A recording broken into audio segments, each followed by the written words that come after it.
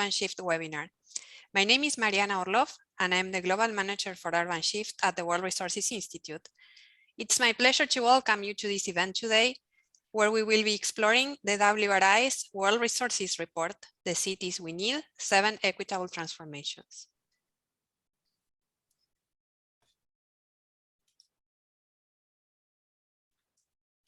Before we get started, let me just run you through a few technical details. First, the webinar will be moderated in English, but we also have presentations in Spanish. To facilitate the interaction between our panelists and our audience, interpretation in 3 languages will be offered, in Spanish, English, and Portuguese, during the webinar. You can enable it by clicking interpretation at the bottom of your screen and selecting the language that best suits you. Secondly, we really welcome any questions you have for any of our speakers or for the program itself. So please post these ideas and these questions in the Q&A box as shown on the slide. For those of you who don't already know, Urban Shift is a joint initiative funded by the Global Environment Facility and led by the United Nations Environment Programme in partnership with the World Resources Institute, C40 Cities, ICLEI, the United Nations Development Programme, the World Bank, and the Asian Development Bank. Urban Shift focuses on transforming 23 cities in 9 countries through integrated urban planning approaches and building capacity to shift to greener and healthier economies. For the next hour, we will have a series of presentations and discussions with WRI and external experts examining the findings of WRI's flagship report, the World Resources Report, towards a more equal city, which describes 7 transformations that can improve access to core urban services and create enduring change in cities worldwide. This is how we are organizing the event today. I will be moderating the discussion, and first we will have Rogier Vandenberg, WRI's Ross Center Acting Global Director, who will kick off the presentation by providing some background about the WRR.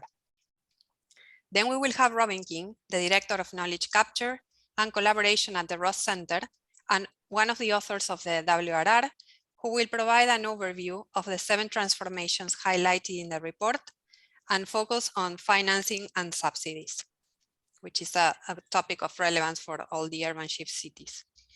After Robin, we will have Carmenza Saldías Barreneche, a municipal finance and planning expert from Colombia, who will focus on the importance of financing and subsidies to achieve urban transformation using examples from Bogota. The last part of the presentation by Anjali Mahendra, the Director of Global Research at the Ross Center for Sustainable Cities and one of the authors of the WRR report, will focus on the topic voted by the audience. So we will provide the opportunity for you to think about which of the 7 transformations you want to learn more and express that through a poll, and Anjali will focus on that topic. If time permits, we will have a Q&A session at the end. Rogier, the floor is yours. Thank you very much. Welcome, everyone. I'm very happy to be here. It's going to be an exciting hour. And we are presenting as part of the Urban Shift platform and program, WRI's flagship publication, 7 Transformations for More Equitable and Sustainable Cities. And this is a capstone report that is the capstone of 6 years of research that include 15 publications released along the way with numerous workshops and consultations. So it's a long process in which many partners have been working together with us to get it right. And today we present these 7 transformations, very kind of actionable knowledge and information and tools for cities to shape more equitable and inclusive cities. Next, please. The next slide, please. Thank you very much. Thank you. So the key of the research, the underpinning idea and hypothesis of the research is that access to services is key for development. And with 1 in 2 people living in cities and 2 in 3 urban dwellers in low-income countries that are underserved, we are talking about a huge challenge. We're talking about a part of society, a part of the urban population that have no access to services such as electricity, transport, and housing. Another part that has. And the assumption of the project, of the research project, is that closing that urban divide is a driver for development, not only individual and generational prosperity, but it's the key for cities to thrive. Next, please. That urban services divide is only growing bigger if you look at the trend of urbanization. If you look at the yellow circles here, this is where the urbanization is highest and is taking place up to 2030. And this is occurring largely in low-income, under-resourced cities in Africa and South Asia. And the vast majority of people there who will be exposed to climate risk, they live in these places. And this is why the proposed solutions that we present today are really designed to match the need of this population. Next, please. That urban services divide between the have and the have-nots is huge. Look at this kind of staggering numbers. You know, over 1 billion people do not have access to affordable, secure housing, or not have access to electricity or piped water. And people spend way too much money, way too much of their household income on commuting. So these staggering numbers, they suggest that we need different metrics to measure the success and drive the success of cities. So how can we build better cities? We can build better cities by looking at quality, the reliability, and the affordability of everyday services, like housing, water, transport, electricity, for everyone. And that's not only the moral right thing to do, it's the smart thing to do in order to create successful cities, but also to really meet climate targets, reduce pollution, and create economic resilience. I will now turn over the mic to Robin King, who will give an overview of the 7 transformations that have emerged from this body of research. And I'm really looking forward to this hour today. Thank you very much. Over to you, Robin. Great. Thank you, Rahir. Good morning, buen día, buenos días. Puede ser esa parte de presentación en español.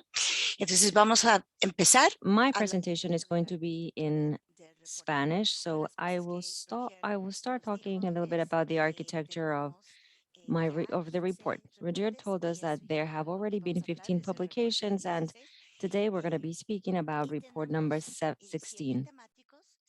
There are 7 themes, 7 case studies, and one of them is the introduction of what we were thinking at first, and what I'm going to present today is the end. That's where we try to collect many of the lessons that we have learned.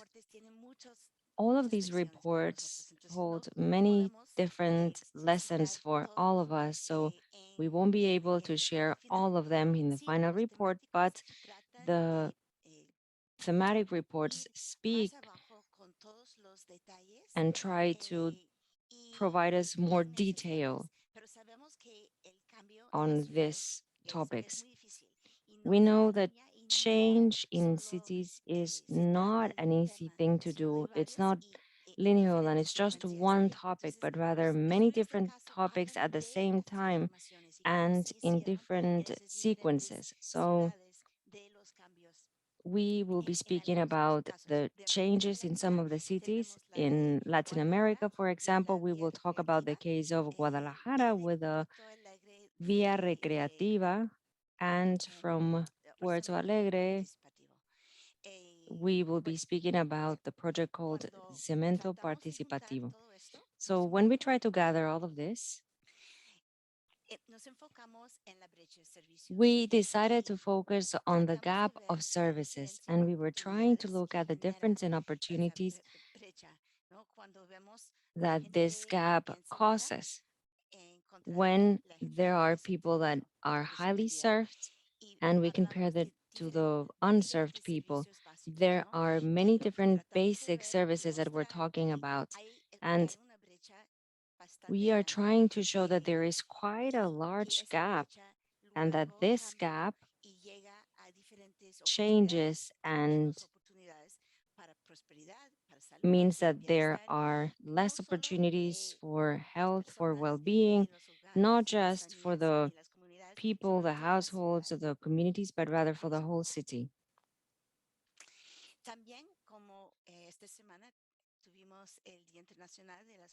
This week was International Women's Day, so we did speak for a little while about services for women and girls.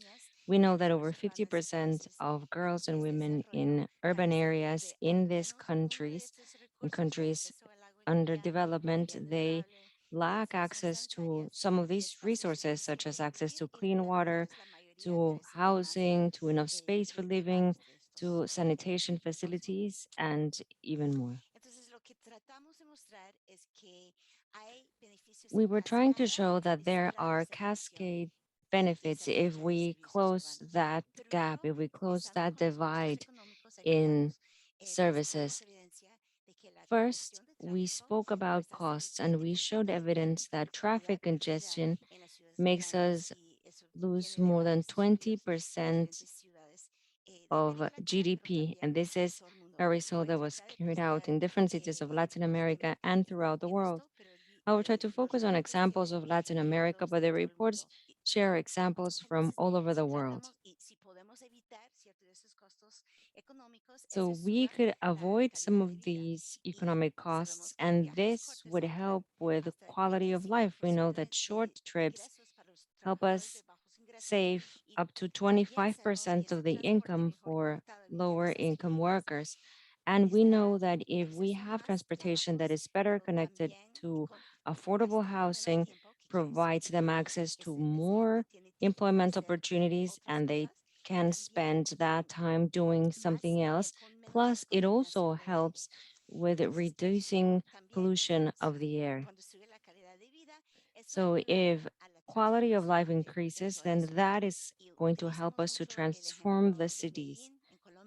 We like the example of the city of Medellin in Colombia to speak about how the improvement of transportation options to connect communities happen together with new schools, with public spaces, and with housing policies that helped to legalize those informal houses. And this actually helped with the transformation of the whole city.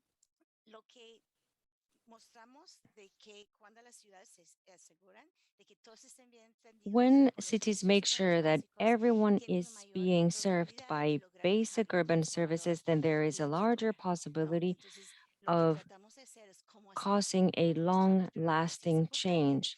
So that's the first thing that we wanted to do, to prove and to show that it is very important, that it can be done, and afterwards to share examples about how this can be done.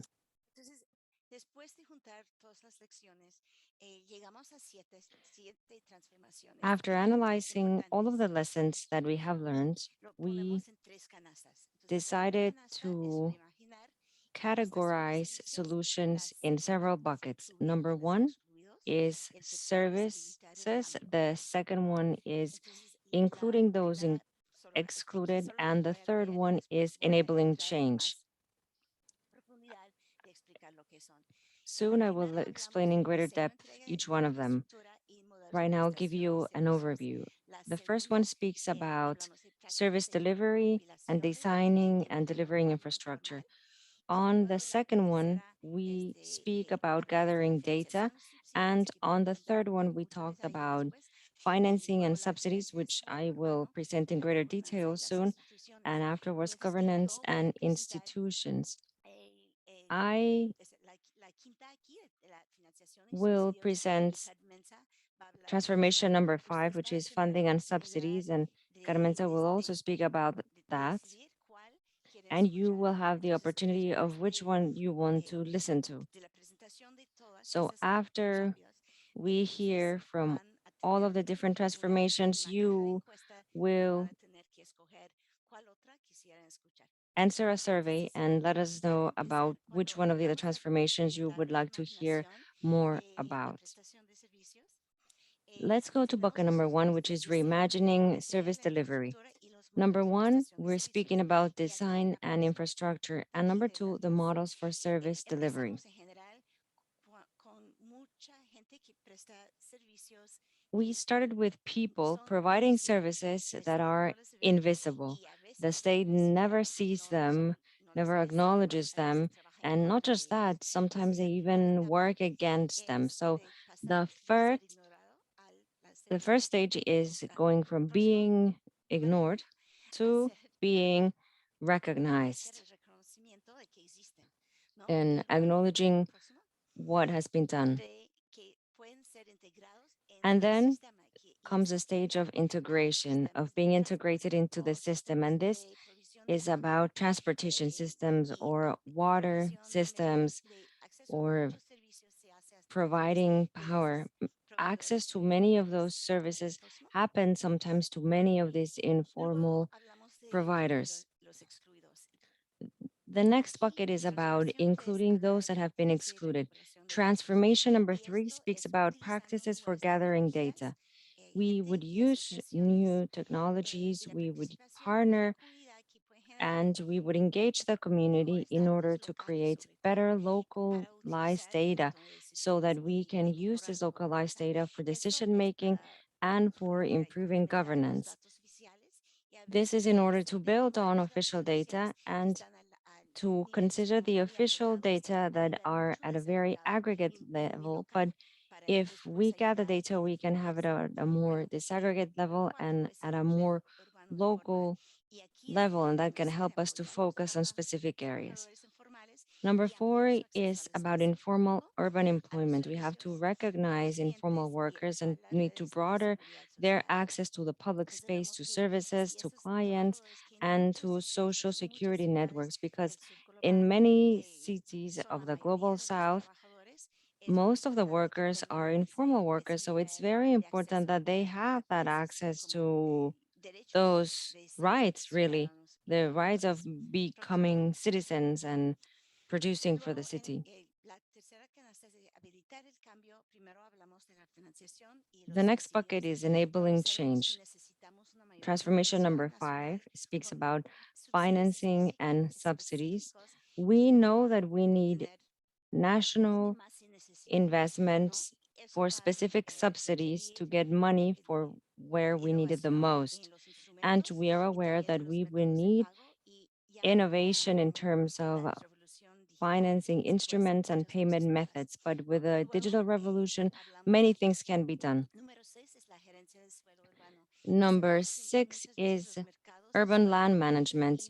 We know that sometimes housing and land markets are not very transparent or are not necessarily well regulated, but we should be aiming for regulation so that the markets can actually work and they can actually provide the services that they need to provide.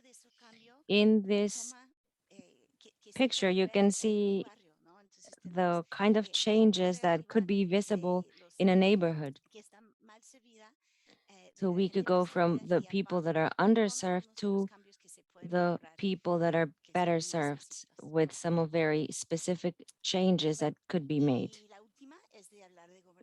And finally, I'll speak about governance and institutions. Many of these changes are not going to last if we do not change governance and if institutions don't accept this and take the responsibility as theirs. Actors need to be aligned so that they can push political action and they can also act as the collective memory so that the change can be long lasting.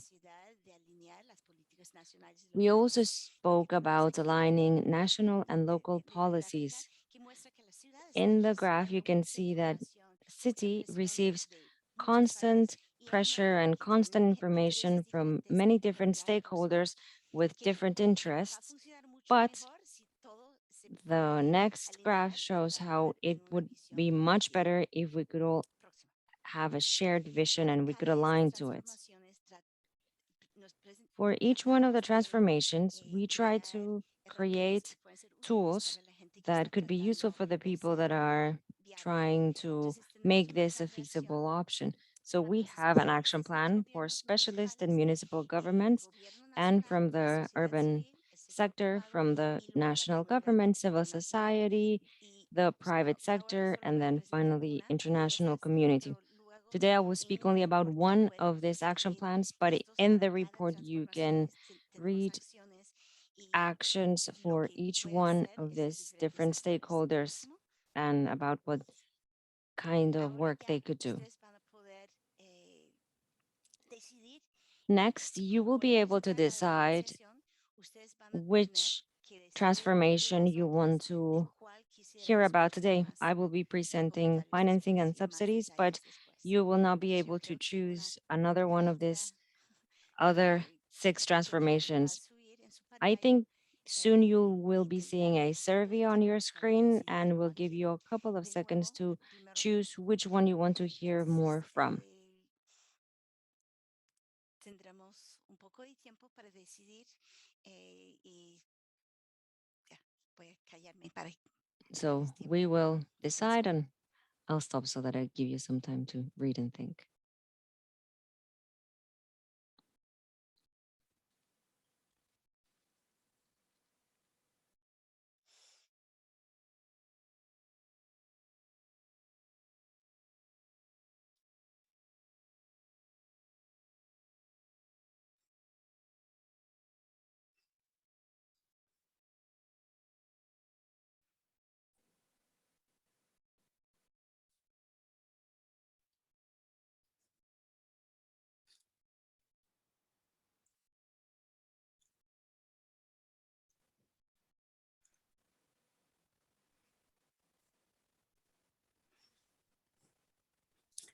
Me parece que ya, bueno, todavía hay algunos que están.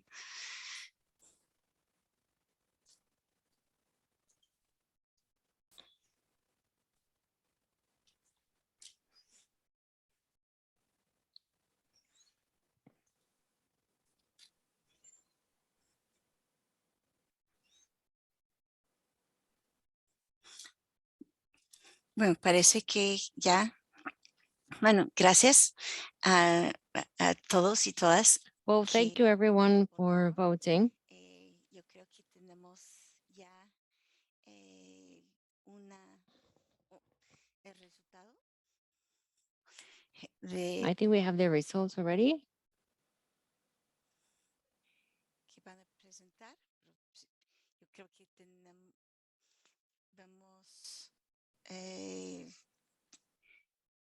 vemos que el ganador o la ganadora es la primera. So the winner is the first one, infrastructure design and delivery. Entonces, ya después de hablar de financiamiento y subsidios. So after I speak about financing and subsidies, we will have time to speak about the other transformation that you have chosen through the survey. So I will start my presentation about financing and subsidies.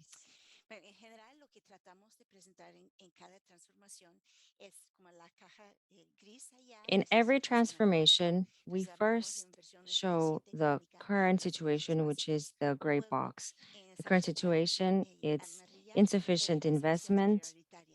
And then the yellow arrow will speak about priority actions. This is what the city and what the different members of the city can do in order to improve that situation, to finally arrive at the purple box on the right, which speaks about greater investment in basic services for the most vulnerable.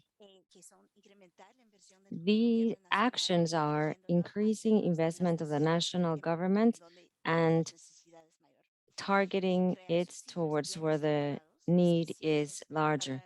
Create structured subsidies and specific subsidies for profitability, for affordability, and for social return.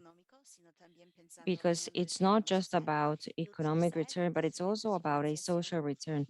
Also using innovative financing instruments and creative payment schemes, as well as regularizing private entities and strengthening the ability for taxation, incorporating costs and benefits, social benefits in the financial analysis. And Carmenza will speak a little bit more about that. So for each transformation, we have priority actions and then at least one example of a city where they have done that, where they have already implemented that action. These are some examples of Latin America, but as I said, we have examples from everywhere in the world. One of the most useful things, I think, is something that we have shared with colleagues around the world is matrices where we speak about specific stakeholders and their roles for each transformation and what they could do. In this case, we're speaking about the national governments, and I chose the national government because it's very important and they are very much related to that very big challenge of financing. So there are many priority actions, the ones that you saw on the yellow arrow. In this case, the national government is very much involved or should be very much involved in making that transformation happen. And to finalize, I want to say that there isn't a single solution that is going to work for everyone. There is rather an accrued benefit of improving access to basic services for the underserved, and social return will be many times larger than the investment required. Another conclusion is that not all of the cities will need to follow the same path or will start at the same point of entry. So we wanted to share with you tools and examples that could be used in many different ways, in many different places, and you can mix as needed, but in the end, what we need to focus on is making sure that we close the gap of urban services so that there is a greater equity and a transforming and a long-lasting change, a change that is going to last longer than just an administration, that will be longer than only 3 years or however many political cycles there are. Next, I'd like to give the floor to Candenza, and Candenza is going to be speaking about how many of those actions became a reality in Colombia, specifically in the city of Bogota. Thank you so much, Robin. Thank you for inviting me, and thank you so much to the event organizers for making me remember an experience that has been implemented for a long while now, but that is still relevant for other cities in Latin America that are living a similar situation. The case of Bogota, I have called it a Bogota long-term transformation. It's important to mention that the process of making cities, making good cities is a never-ending process. In the case of the cities in Latin America, there are additional elements that we need to consider because of the characteristics of how the cities were founded, because of how they were organized from the beginning. And ever since the conquest 500 years ago, they have been built for the interests, for outside interests, for the monarchies, then for the viceroys, and then for nation states. But in the end, the cities and the people have not been able to be in charge of their own destinies.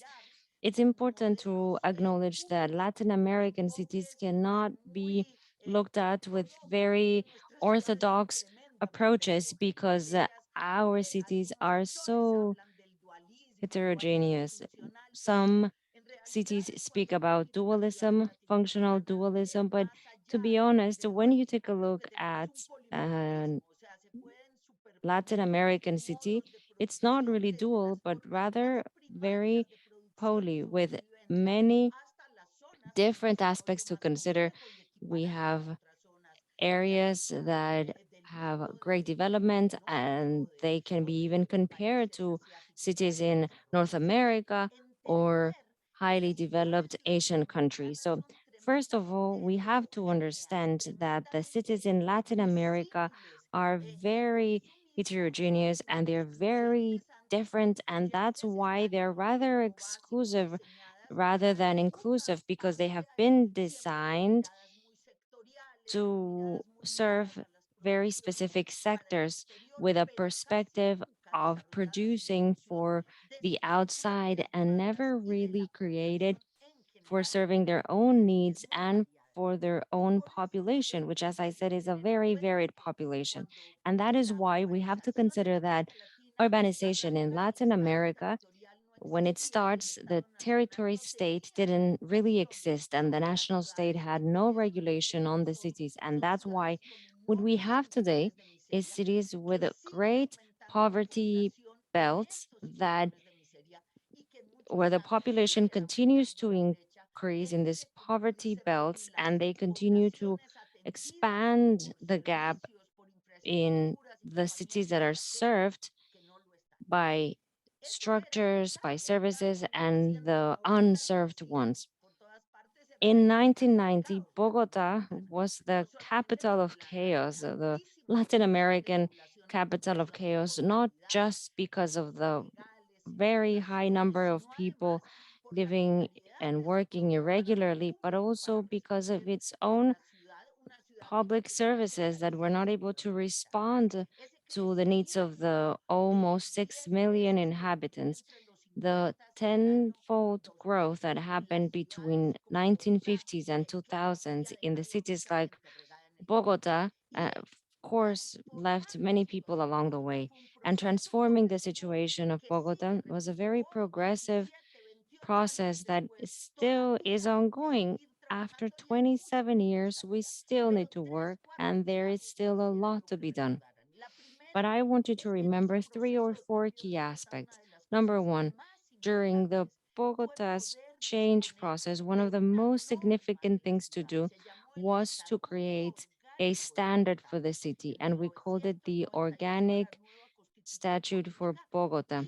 The new political constitution said, let's create a standard for the city because the rest of the country is much smaller than the size of this capital city and it needs to have its own regulations. The fact that we had our own standards for the city meant that for the first time we could develop institutions, that we could regulate planning, territory ordinance, it, that was designed to cater to the needs of the city. This was essential. So the organic standards helped us gain stability after 2 decades because it helped us to overcome many debates in a country that was very centralist, and it allowed the city to focus on its own needs and on its own problems without being involved in the national context, which, as you know, is also very complicated. The fact that we had this organic statute meant that for the first time, the city could deal with its own matters and not just serve the demands of the needs of the nation in the city, which was what the structure used to be like before.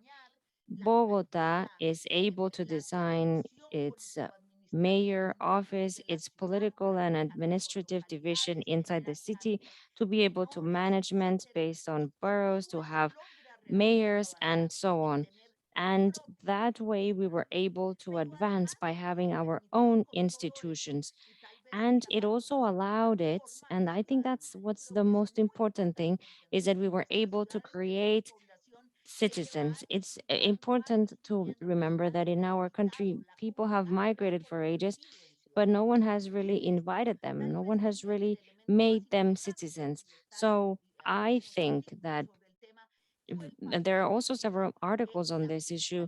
The role of taxation was essential, inviting the citizens to tax and to pay taxes so that we could develop the city. And inviting to inclusion wasn't so that people would get something in return, but rather the opposite. We should all contribute to the city to start to build the city and therefore build that sense of belonging. So only after that invitation, we were able to accomplish a sustained growth of investment. We started investing in basic infrastructure, in health, in energy, in gas, in sewage, in hospitals, and we started closing gaps and legalizing neighborhoods, rather formalizing the built city and developing it fully. We were able to do this for more than 25 years, and that's why there's still trust in these citizens on the fact that if you pay your taxes, specifically speaking, taxes that help with the urbanizing, will return, the people will see their returns and they will serve them. Now, I will speak about housing, which was also a very important topic. When we created the territory ordinance, the city had a deficit of more than 600 housing units, both qualitatively and quantitatively. In 2003 and 2019, more than 500,000 houses have been built, and this has solved a very significant part of the quantitative deficit, but also increasing the qualitative deficit. And that's very important. And I'll close with that because in a city that, as I said at the beginning, is so diverse, subsidies of the nation that have definitely helped to increase social housing and priority housing, they reward the builders with a discount in taxes, which is actually the opposite what people want, because people believe that taxes is the best way of participating. Condoning them doesn't contribute to that. Plus, housing is new housing, and new housing solves part of the issue, but there is such a large deficit of housing that is not done within the formal circuit of the sector. And there are other types of housing that need to be improved, enhanced. It's not necessarily that it's not necessary to buy it, but rather to improve the already lived housing. And that's what I mean by qualitative deficit. So we need to question the nation because we need to, as a nation, use resources in a way where we respond to the true needs of that very diverse population. There's one final question to be made, which is whether the resources are actually getting to the people that need the housing the most, or is it that because of the price of housing, because of where the houses are placed, is it possible that these houses are being actually bought by the middle class? Maybe it's the second property, maybe for the youth, and not necessarily giving these houses to the people that need it. After the pandemic, there has been more poverty, and the situation of the poor people has become even worse. And that's why it's more difficult for them to own a house, and it's going to be even more difficult as time goes by. I believe that the best way to improve our cities through the transformations that Robin just mentioned is to help to decentralize the cities so that they are the owners of their own destiny, that the cities can be able to choose the people that they want to manage the city, people that are aligned with their objectives. Nations have a lot to do, but it's definitely not governing cities and definitely not creating general policies for cities. In a country where we have 1,000, 5,000 municipalities, national public policies should also acknowledge diversity, and that is the path to a true and better inclusion, and especially in less time than it took Bogota to get to where it's at now, even considering the work that still needs to be done. I hope that the strengthening of territorial governance becomes the best way to build better cities. Thank Muchas you. gracias, Carmenza. Muy interesante. Thank you for Thank you very sharing much, Carmenza. That was the very interesting. experience that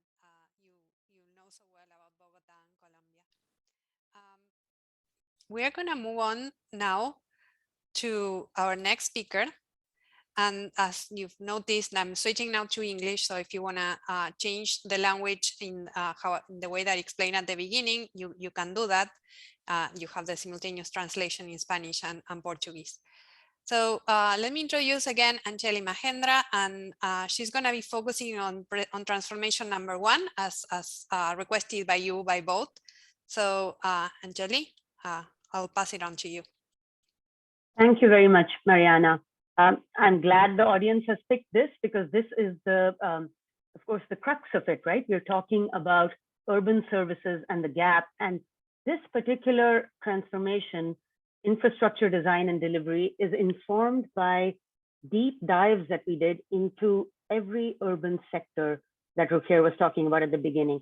All those sectors where you see the gap in services: housing, transportation, water, sanitation, energy. We also looked at land. Where is land expansion happening in the cities? So I will talk about infrastructure solutions, not just to meet the need for services for underserved populations, but also in the face of the risks that we face today with respect to climate change. There's flooding and all kinds of other, water scarcity, such risks happening in cities today that we are also trying to plan for. So Robin laid out how we are organizing these transformations and the discussion in the report. So Mariana, can you just click on the next, one more click? Yes. The objective under this transformation is that municipal infrastructure must be designed and delivered to prioritize the underserved populations, address those backlogs and gaps, minimize carbon lock-in, and anticipate future risks. There's a lot in there. So let me talk about the priority actions first in a broad way, and then I will get into detailed sectoral actions as well. So first, we are trying, today the situation, of course, is that we have these gaps, we have at-risk infrastructure. 3 big things we recommend is: 1, to design, improve, and maintain municipal infrastructure so that access to the to services for the underserved. Now, access is not just physical access. We also need to improve the reliability, the quality, the affordability of these services for underserved populations. Number 2, housing. Carmenza was talking a lot about housing.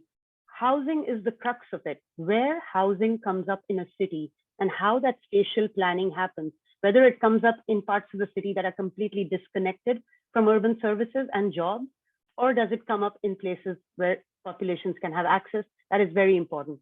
So developing well-serviced, affordable housing in accessible locations in the city is the second point.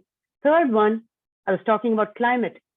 Adopting a new trajectory that incorporates thinking about low carbon infrastructure and climate resilient infrastructure. This is going to lead us to this desired outcome of equitable, climate resilient cities that we want to get to. Next slide, Mariana. Some city examples here, again, while staying still at the general level. So first, on improving municipal infrastructure so that we enhance access for the underserved. There are so many examples of how much citizens are paying for informally accessed services. There are informal vendors, community vendors, there's private sector vendors providing services. Because of the big gap that exists in public service provision, people are having to rely on a whole sort of patchwork of service providers.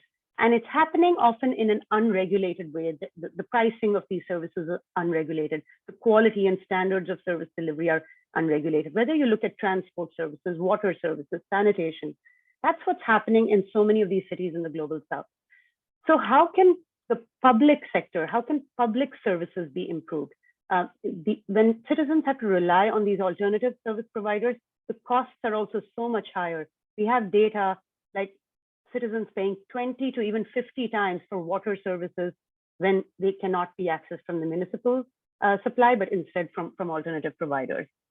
So one example here, and there are many in the report, but I'll talk about Medellin and transportation. It's a very celebrated example, but the city of Medellin has done it with other services as well, water and so on, where it has extended services to the underserved populations.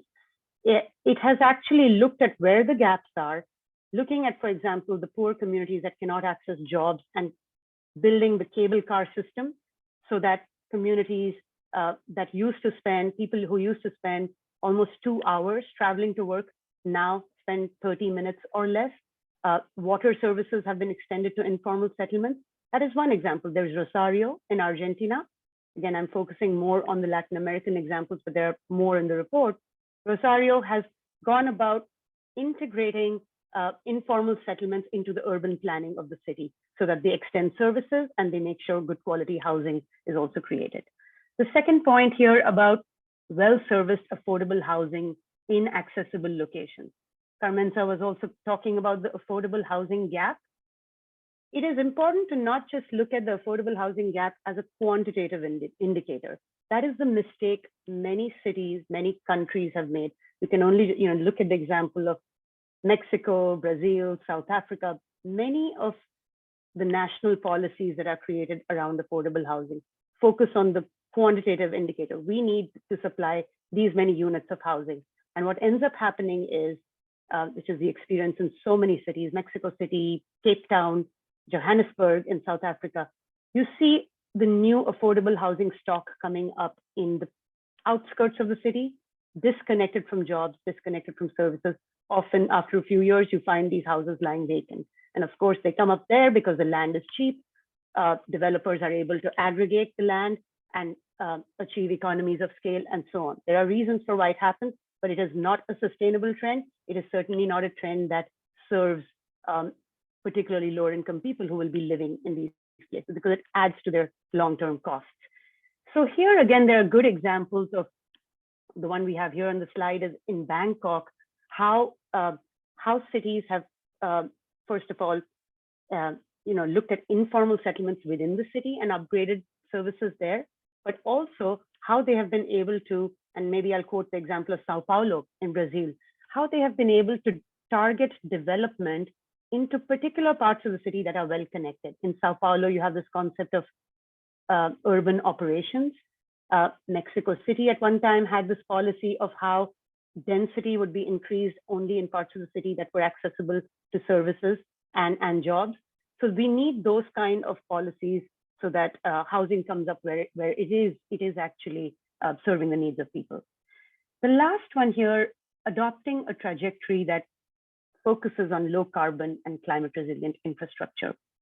There are, of course, numerous statistics on the increasing climate disasters. We're seeing flooding risks, the huge costs of these disasters, particularly in coastal cities.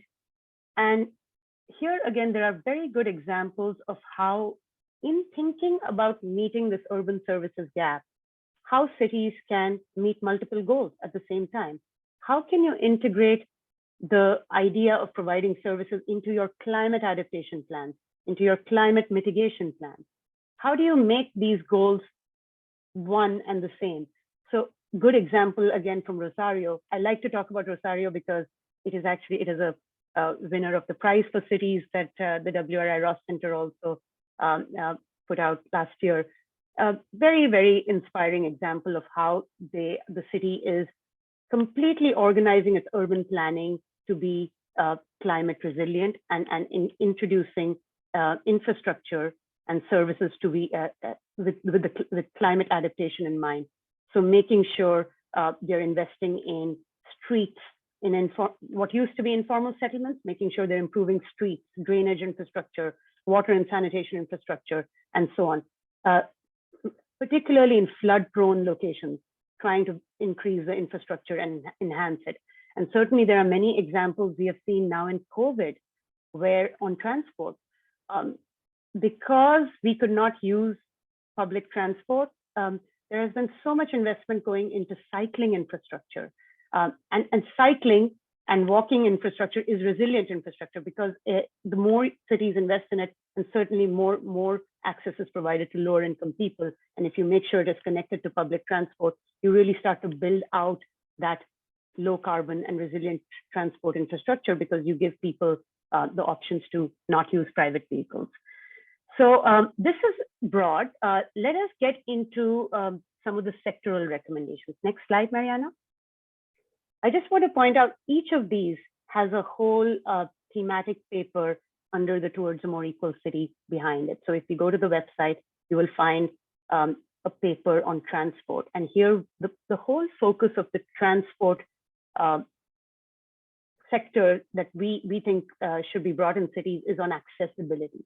How do you enhance your transport system to not serve the goal of only mobility, getting from point A to point B, but accessibility to destinations, to opportunities, to jobs?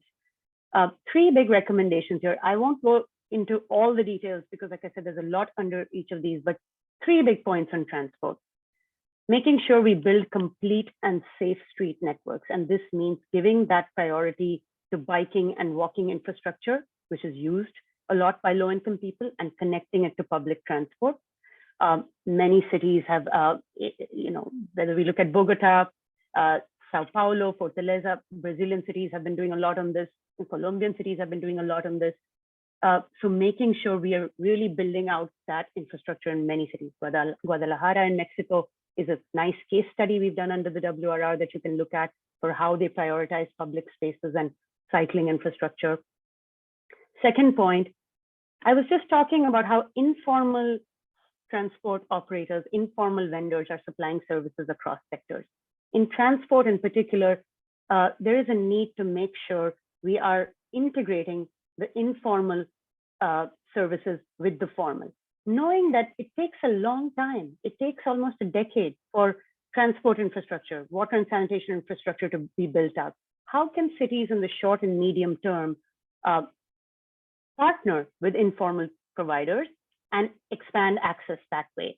And again, so many examples in Latin America of Bogota, there's Quito, where this sort of integration of services has been happening.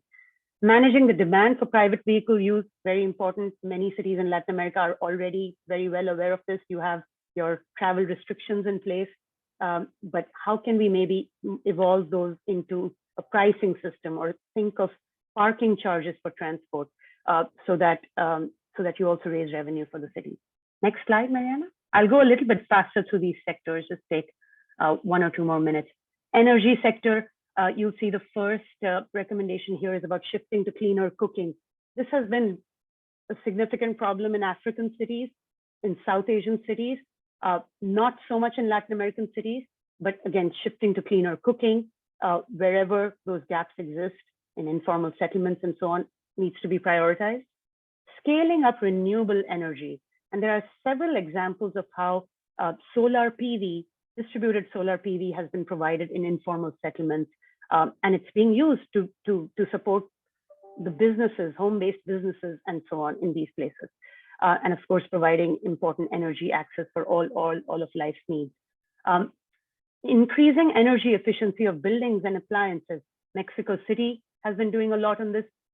It's extremely important, particularly again, as we think about the climate and greenhouse gas mitigation role. Next slide, Mariana. In the water sector, 3 big recommendations here are about expanding access to formal piped water in places where it doesn't exist. Now, this could be informal settlements, or it could be these disconnected peripheral communities that we were talking about, where a lot of the affordable housing is coming up. Making sure intermittent water services are dealt with, because a big problem often is that you may have piped water, but the water only comes 2 hours in a day. And how do we make sure cities can start to deal with that intermittency of water services? And then, of course, making water services more affordable. Here, there are good examples, again, from around the world: Colombo, Kampala, Nairobi, Medellin, Rosario, where cities have introduced subsidies, and these targeted subsidies are very important to expand access to services for the low-income people. How can you have subsidies targeted at low-income people to provide maybe a basic quantity of water for free or at highly subsidized rates? How can you promote flexible payment schemes so that people who don't have reliable incomes, daily wage workers, and so on, are able to pay for services and access them? Next slide. Housing sector, Carmenza has talked a lot about it. I will just raise 3 strategies we talk about here.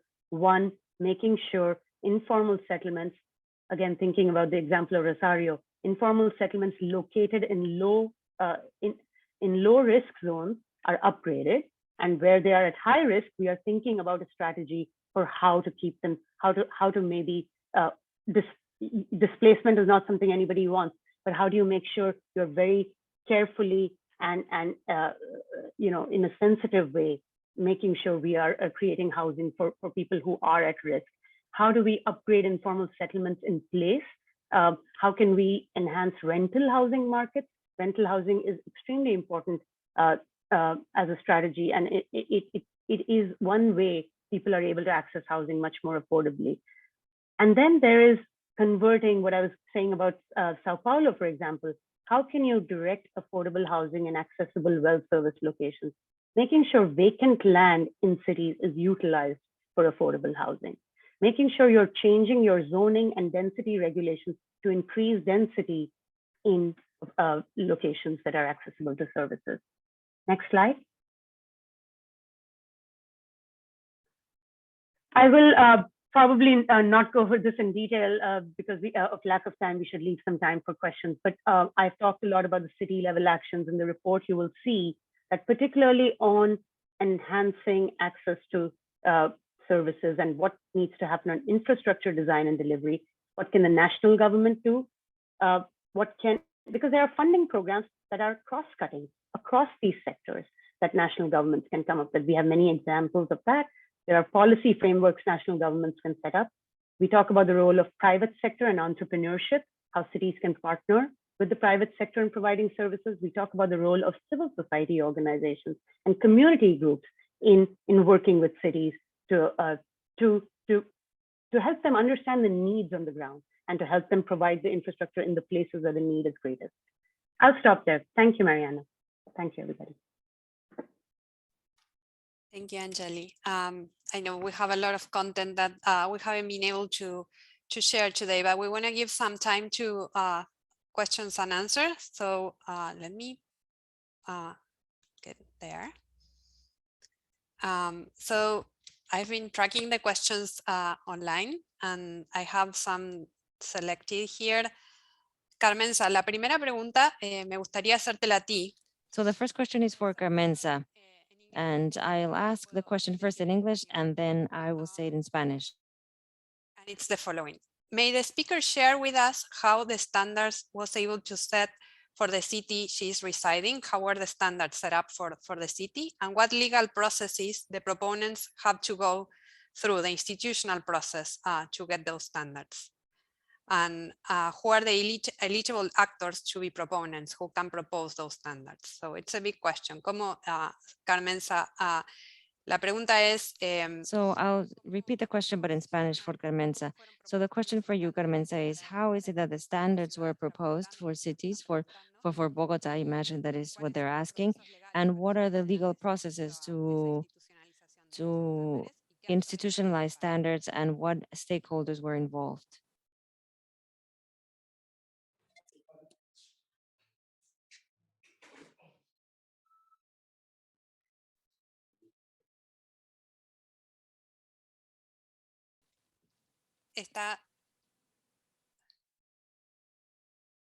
No podemos escuchar. Carmenza, ¿estás conectada? Okay.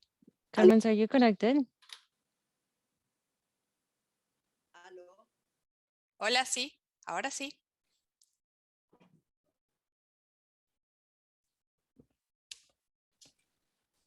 ¿Aló? Sí, por favor, adelante. Hola, sí, es que tuve que cambiar de medio, pero me están... Sorry, I had to change my device, but can everyone hear me? Yes, yes, yes, we can. ¿Y tú me puedes precisar la pregunta? Do you think you could repeat the question, please? I was in a lift and I wasn't able to listen to the question. Sí, la pregunta es la siguiente. Estaban preguntando acerca de los estándares que fueron necesarios propuestos para la ciudad de Bogotá. The standards that were proposed for the city of Bogota, and was the institutional process for reaching those standards, and what were the stakeholders that proposed them? How did you get there? And if that could be replicated in other cities. Briefly, in the case of Bogota, maybe what we need to understand is the role of a mayor that was called Antanas Mocus.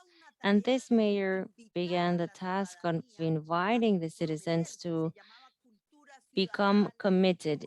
They called it citizen culture, and it was an invitation so that the citizens would be part of this process.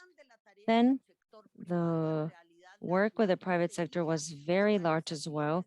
The city didn't have any organizations of governance, didn't have any economic committees or organizations from the civil society. Our cities, they struggle with that. And we had to invite the private sector to be a part of this. That was also a very important part of what we had to do. And finally, we created the zone planning units or land planning, and that was the work that we did with the community in order to do urban design and to hear from them what kind of works they wanted, what kind of works they needed. And then with this information, we would feed the planning system of the city in order to develop action plans, master plans, budgets, and so on. And all of this always together with a very realistic approach, which was to have resources from the city so that we could actually invest in what we need in the cities, not just on what the whole country thinks that the city needs. I think that this proposal happened thanks to a mayor that built trust and a sense of city belonging and proposing a long-term city planning that relied on people paying taxes. I think that that's how we built that agreement, that very basic agreement, which was well, very well rooted, and it's still standing. I'm really, really sorry, but we are at time now. We are already 10:03. There's a lot of questions that we haven't been able to answer, but we'll get back to you with the slides and answering the questions when we send the webinar report after we finish. So I would like to thank you for being here with us today, and the Urban Shift webinar series will continue in June 2022. So I hope you join us again, and please sign up for our newsletters and connect with us on social media. You can see that on the slide. And again, thank you very much for joining us. I hope this was interesting for you, and we'll see you again in June. Bye. Chao, gracias.